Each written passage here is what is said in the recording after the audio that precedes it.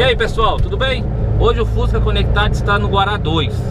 Hoje viemos entrevistar uma pessoa que com certeza ele já entrou no seu ouvido, já entrou no seu carro, já entrou na sua casa e mal percebeu. Com aquela voz assim sedutora, com aquela voz suave, com aquela voz romântica. Estou falando de um locutor publicitário. Qual é a ironia da vida? É que pensamos sempre ao contrário. Temos pressa de crescer e depois suspiramos a infância perdida. Perdemos a saúde para ter dinheiro e logo em seguida perdemos o dinheiro para termos saúde.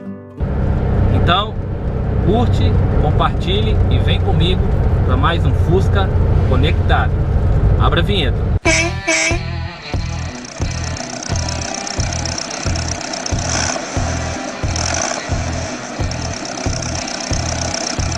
Fala pessoal, tá começando agora mais um Fusca Conectado. Hoje aqui tô com o grande mestre aí, Glênio. Beleza, Glênio? E aí? Tranquilo, cara? Como é que tá, Cleudo? Primeiramente quero agradecer aí pelo ter aceitado o nosso convite. E a primeira pergunta que a gente faz quando toda pessoa que entra no Fusca aqui, o que o Glênio é conectado? Cara, eu sou conectado ao mundo da velocidade, do kartismo, conectado à corrida de rua e conectado à minha profissão que eu amo, que é a locução, né? Conta um pouco da sua vida aí, participou de rádio. Caramba, tem tempo aí?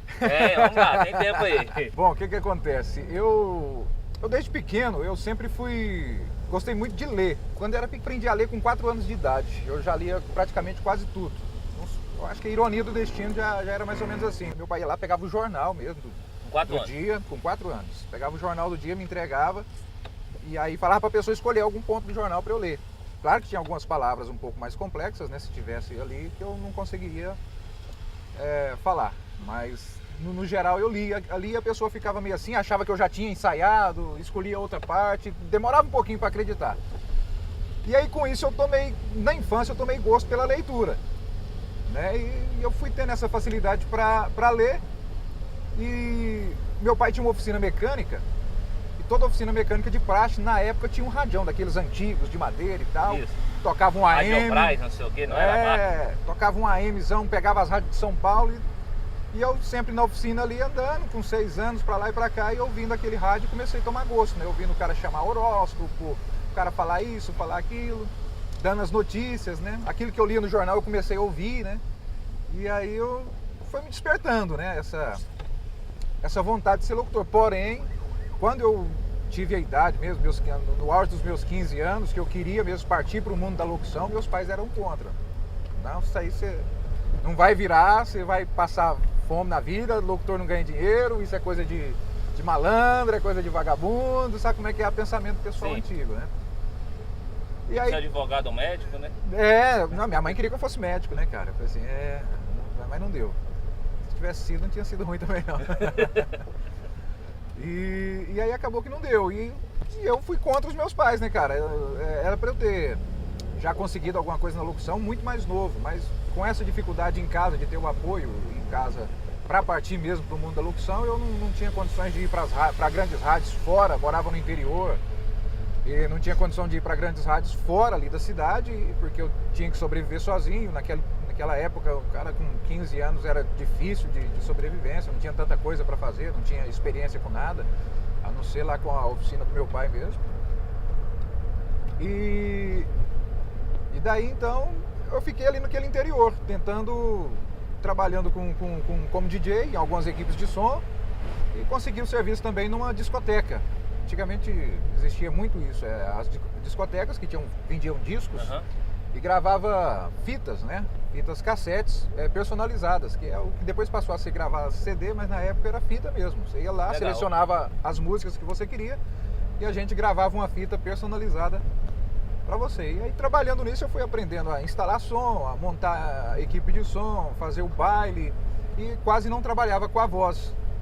Eu vim trabalhar com a voz mesmo quando um amigo que fazia propaganda de rua, o Adam Cairo, viu eu fazendo uma propaganda assim por fora, né? Em off, assim, brincando. Falou assim, não, um dia eu vou passar aqui, vou te colocar no carro, você vai fazer uma propaganda comigo. E ao assim vivo? Foi. Era ao vivo na época, tinha os microfones Lençol e tal, aquelas caravanzonas com Sim, motor sim, gerador sim, e tal. E aí ele me colocou aqui nesse banco, colocava o texto aqui e eu saía lendo aquele texto pela cidade. E aí foi onde que eu fui me descobrindo como locutor, ele foi me dando uns toques e tal. Hoje ele é inclusive dono de uma rádio lá na minha cidade natal, né, da Rádio Nativa. Sempre ajudo eles lá, dou um toque com eles. E começou mais ou menos aí mesmo. Agora o rádio mesmo só veio em 1996 com a Rádio Pirata. Sim. A primeira rádio que eu trabalhei foi uma rádio pirata. Era tido na época como rádio comunitária, mas na verdade era uma rádio pirata. E porque não tinha licença. Ainda, né? Até hoje ainda. Hoje está mais difícil porque hoje está fácil conseguir liberação para uma rádio comunitária, mas ainda existe algumas. E eles é do mesmo jeito, né? Falam assim, não, é a rádio comunitária, mas não conseguiram a legalização nem nada. E na época não tinha, cara. Então assim, eu passei vários percalços nesse mundo para poder estar no mundo da locução. Até que eu fui realmente contratado de carteira assinada, né, por uma rede de rádio. Na época não era rede ainda, quando eu entrei era uma única emissora lá na cidade de Acreúna, que é a Rádio Canadá.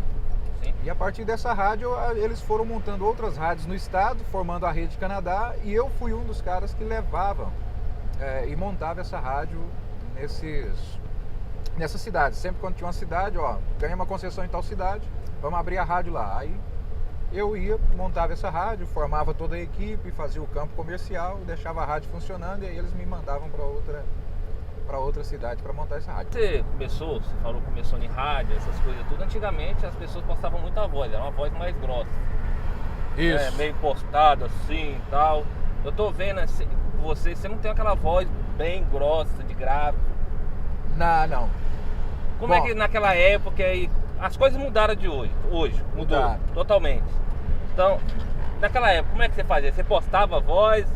Cara, o que acontece? Eu acho que um dos problemas, das dificuldades talvez de muitas rádios não me contratar, talvez era por isso. Eu não tenho uma voz grave, né, que era padrão de algum tempo. Sim. Isso hoje caiu, hoje não influi mais. Mas na época eu procurava impostar assim a voz. E talvez por conta dessa impostação, a voz não ficava tão bonita como hoje fica eu falando natural. Mas todo locutor geralmente que está começando, ele começa a querer impostar a voz. E fica feio. Então hoje assim, na locução publicitária tem as peças específicas para as vozes super graves, as vozes medianas. E hoje uma tendência que está no mercado publicitário são as vozes realmente jovens. Hoje eu estou tendo que impostar o contrário, deixando a voz mais jovem ainda, porque tem muita peça que exige essa questão de uma voz mais jovial. Né? Tanto que se você observar hoje nos comerciais, a nível nacional, até local mesmo, em Brasília dá para você perceber, comerciais de carro, que antigamente se usava uma voz bem pesada, né, para dar aquela credibilidade, igual o Ferreira Martins, que é a voz da Hyundai, né? Novo Hyundai. Novo Hyundai Sonata 2012. O sedã de luxo completamente completo. E dá aquela parada para poder dar aquela assinatura na peça, no carro, né? Hoje você vê o próprio Ferreira Martins, que inclusive é um locutor que não aceitava ser brifado, já teve que mudar um pouco também o estilo dele, continua gravando aí para Hyundai, mas ele teve que se adaptar um pouquinho também. E você vê aí, propaganda da Volks, você está vendo propaganda da Chevrolet, eu vi a propaganda da S10 agora, uma voz de um cara super jovem, assim, aquela coisa bem descolada, bem mais conversada, então... Tem muita gente que precisa evoluir seu lado picape. Nova Chevrolet S10 2017. 20 anos de liderança em vendas, força e tecnologia. A evolução da picape. Chevrolet. Find new roads. Mas é uma tendência, né? Uma tendência, pode ser que daqui a algum tempo isso volte de novo e as vozes graves voltem a superar, mas a verdade é a seguinte, tem campo para todas as vozes. No rádio, hoje não tem mais essa questão da impostação, porque hoje eu considero o locutor de rádio, na verdade, um comunicador. Ele tem que se fazer comunicar, se fazer entender e passar e criar ali uma simpatia, né, com o ouvinte. Uhum. Então, a partir do momento, independente se a voz dele é feia, se ela é bonita, ele criou uma simpatia com o ouvinte, é o que precisa, cara, para vender.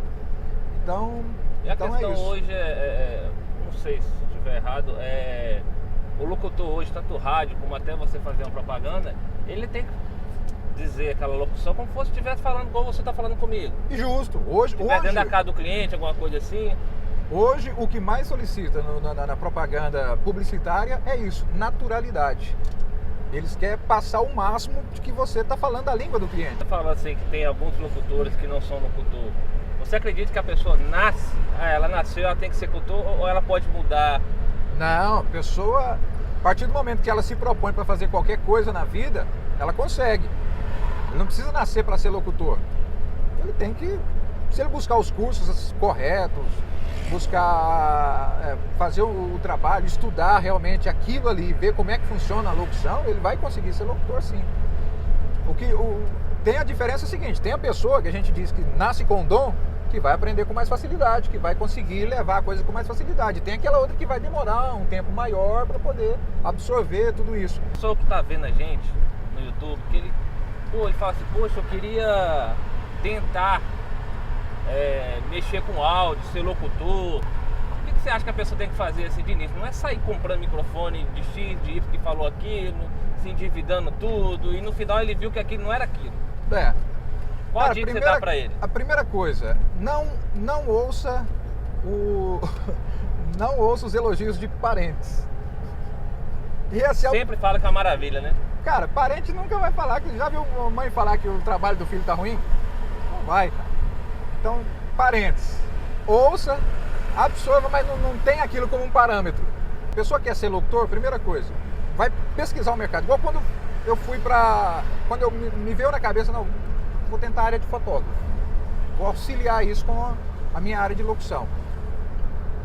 Eu fui estudar o mercado, fui ver como é que funcionava, busquei, aí eu fui fazer tem muitos cursos online, busquei fazer alguns cursos online, e fui estudando, vendo imagens, até comprar a minha primeira câmera e começar a mexer.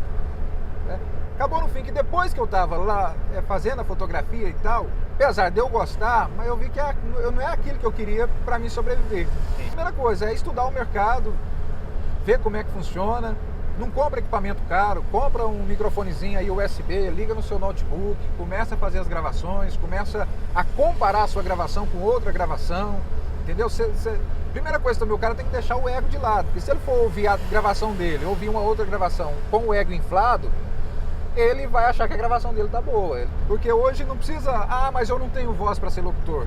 Cara, voz é o último quesito hoje que se olha para ser locutor.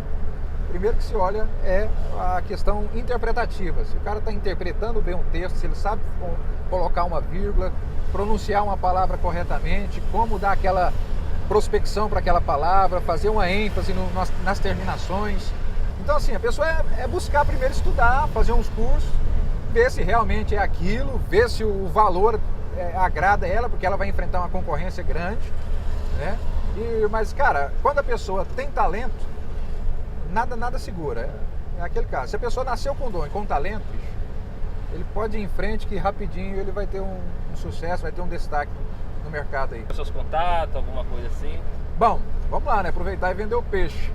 Quem quiser conhecer o meu trabalho, tem o meu site, gleniolobo.com.br, também gleniolobolocutor.com.br, página no Face, que é facebook.com/gleniolobolocutor. Tem o meu canal no YouTube, youtube.com.br/gleniolobo, e-mail gleniolobo@globo.com e gleniolocutor@gmail.com. Isso daí. E no mais, agradecer aí, você pelo convite, me senti muito lisonjeado em participar aqui do seu projeto, do seu canal, um canal que está começando, mas eu tenho certeza que ainda vai ser um canal grandioso. Pelo tempo que começou, para mim já tem até muitos inscritos. Então eu creio que você vai alcançar vários inscritos. Vou compartilhar essa entrevista nossa lá no meu canal também. Mas obrigado mesmo de coração aí, cara. Eu que agradeço e estamos aí, à disposição. Precisou, entre em contato com a gente. Precisou de alguma locução, vinheta pro canal, entre em contato com a gente. Sim. Estou lá à disposição, tá? Vou fazer para você sem custo nenhum. Só falar. Tá. Obrigado mesmo, de coração. Vamos crescer junto aí. Então, pessoal, se inscreva no nosso canal, dá aquele like, compartilha. Você que tem um amigo que quer fazer eu gosto de publicidade. Esse cara aqui, ele tem um conhecimento assim, eu particularmente não entendo muito de áudio, mas pelo que eu vi ele cresceu muito. Você vê que eu não sou do ramo, mas ele participou também de alguns cursos que acompanham ele na internet. Ele cresceu muito. Eu já vi algumas publicidades dele aqui já em Brasília, em vídeo, em algumas propagandas já vi sua voz. Então é isso aí. Vou deixar tudo aqui embaixo, todos os dados dele, o canal do YouTube dele, para você inscrever, tá certo? Então, forte abraço aí e até mais um Fusca Conectado. Valeu! Fui.